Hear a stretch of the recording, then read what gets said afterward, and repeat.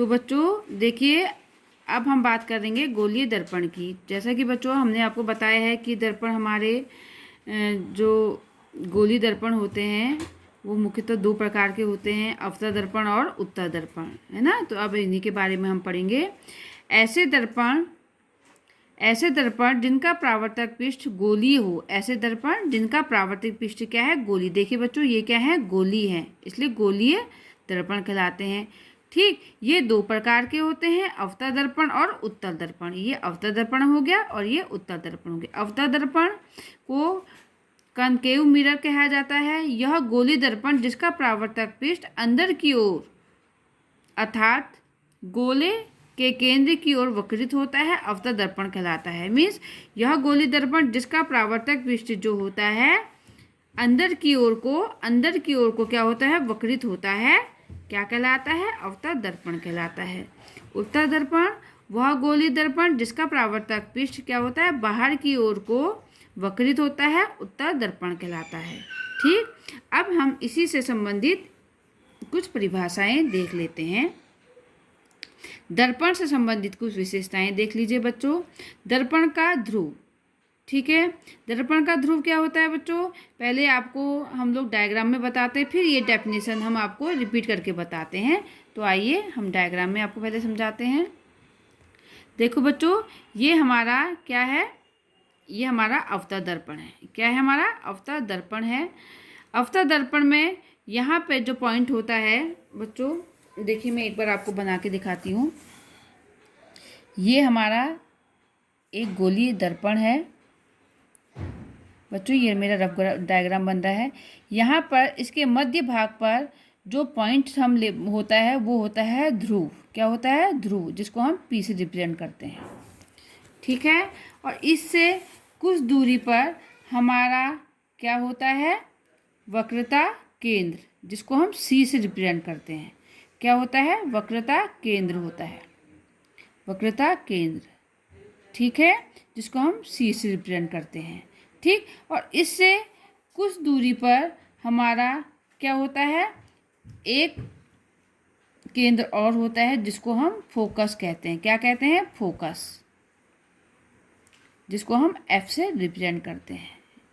ठीक है, अब जो है फोकस और वक्रता केंद्र और ध्रुव को मिलाने वाली जो रेखा होती है वो हमारी क्या कहलाती है, मुख्य अक्ष। क्या होती है, मुख्य अक्ष कहलाती है। ठीक है, ये बच्चों जब इनको मिलाते हैं तो ये एक सीधी रेखा बन जाती है, और इस सीधी रेखा जो कि ध्रुव और वक्रता केंद्र और फोकस से होकर गुजरती है, मुख्य अक्ष कहलाती है। ठीक है, अब वक्रता केंद्र और ध्रुव के बीच की जो दूरी होती है या त्रिज्या होती है वो क्या कहलाती है, वक्रता त्रिज्या कहलाती है। क्या कहलाती है बच्चों, वक्रता त्रिज्या कहलाती है, जिसको हम आर से रिप्रेजेंट करते हैं। ठीक है, और ये जो है हमारा, इसको हमने नाम दे दिया, दर्पण को और थोड़ा सा बढ़ाते हैं, एम एन। ये हमारा दर्पण का क्या हो गया, द्वारक होता है। ठीक है, अब देख लीजिए बच्चों, वैसे ही उत्तल दर्पण में देख लीजिए। उत्तल दर्पण का इसके भी मध्य का जो पॉइंट होता है यहाँ पे, उसको हम ध्रुव बोलते हैं, जिसको हम पी से रिप्रेजेंट करते हैं। इससे कुछ दूरी पर हमारा क्या होता है, वक्रता केंद्र होता है सी, वक्रता केंद्र होता है। ठीक है, और इससे कुछ दूरी पर हमारा फोकस दूरी एफ होता है। ठीक, वक्रता ध्रुव, वक्रता केंद्र और फोकस से होकर या इनको मिलाने वाली रेखा क्या कहलाती है, मुख्य अक्ष कहलाती है। ठीक, मुख्य अक्ष यानी कि मुख्य अक्ष पी, सी और एफ से जो होकर गुजरने वाली रेखा या इनको मिलाने वाली जो सीधी रेखा होती है उसको मुख्य अक्ष कहते हैं। ठीक है, और ध्रुव और वक्रता केंद्र के बीच की दूरी हमारी क्या कहलाती है, वक्रता त्रिज्या कहलाती है, जो कि ऊपर बताया गया था अवतल दर्पण के, जिसको हम आर से रिप्रेजेंट करते हैं। ठीक है बच्चों, अब हम डेफिनेशन से समझ लेते हैं बच्चों। देखिए, सबसे पहले आता है दर्पण का ध्रुव। गोलीय दर्पण के परावर्तक पृष्ठ के केंद्र को दर्पण का ध्रुव कहते हैं, है ना, केंद्र का ध्रुव कहते हैं। जैसे कि मैंने आपको बताया था यहाँ पे कि गोलीय दर्पण के मध्य जो हमारा पॉइंट होता है उसको हम क्या कहते हैं, ध्रुव कहते हैं, जिसको हम पी से रिप्रेजेंट करते हैं। दूसरा पॉइंट है हमारा मुख्य अक्ष। गोलीय दर्पण के ध्रुव पी व वक्रता केंद्र सी को मिलाने वाली रेखा दर्पण की मुख्य अक्ष कहलाती है। जैसे कि हमने आपको बताया था पी और सी को मिलाने वाली रेखा मुख्य अक्ष कहलाती है। ठीक, क्लियर। अब आती है हमारी वक्रता त्रिज्या। गोलीय दर्पण का परावर्तक पृष्ठ जिस गोले का भाग होता है उसकी त्रिज्या दर्पण की वक्रता त्रिज्या कहलाती है। इसे आर से रिप्रेजेंट किया जाता है, जो मैंने आपको चित्र में बता दिया था। अब वक्रता केंद्र। गोलीय दर्पण का परावर्तक पृष्ठ एक गोले का भाग होता है। इस गोले का केंद्र गोलीय दर्पण का वक्रता केंद्र कहलाता है। इसे सी से रिप्रेजेंट किया जाता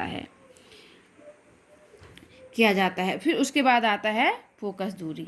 मुख्य फोकस जो है हमारा, मुख्य फोकस के समांतर चलने वाली प्रकाश की किरणें दर्पण से परावर्तन के पश्चात मुख्य अक्ष के जिस बिंदु पर मिलती है या जिस बिंदु से मिलती हुई प्रतीत होती है उस बिंदु को दर्पण का मुख्य फोकस कहते हैं। इसे एफ से रिप्रेजेंट किया जाता है। ठीक है। अवतल दर्पण के परावर्तन के पश्चात किरणें वास्तव में फोकस पर मिलती है, जबकि उत्तर दर्पण से परावर्तन के पश्चात ये किरणें फोकस बिंदु से आती हुई प्रतीत होती है। ठीक है, अभी हम इसको क्लियर करते हैं पॉइंट को। देखिए, फोकस दूरी। गोलीय दर्पण के ध्रुव यानी कि ये मुख्य फोकस यानी कि ये, है ना, मुख्य फोकस के बीच की दूरी को दर्पण की फोकस दूरी कहते हैं। अब दर्पण का जहाँ पे ध्रुव था और जहाँ पे उसका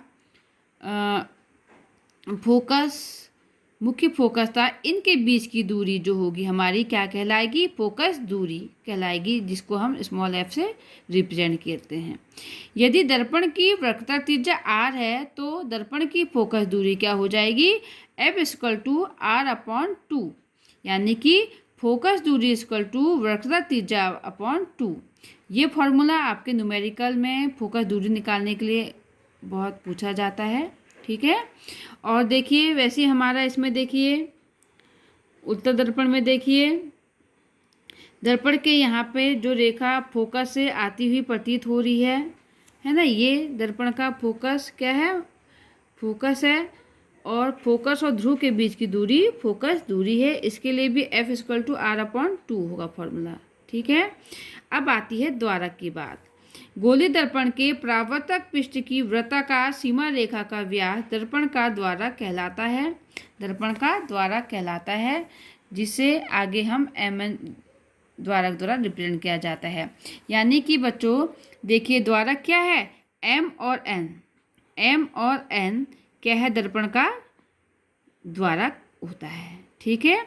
अभी इतना ही बच्चों, बाकी आपको नेक्स्ट वीडियो पे कराया जाएगा।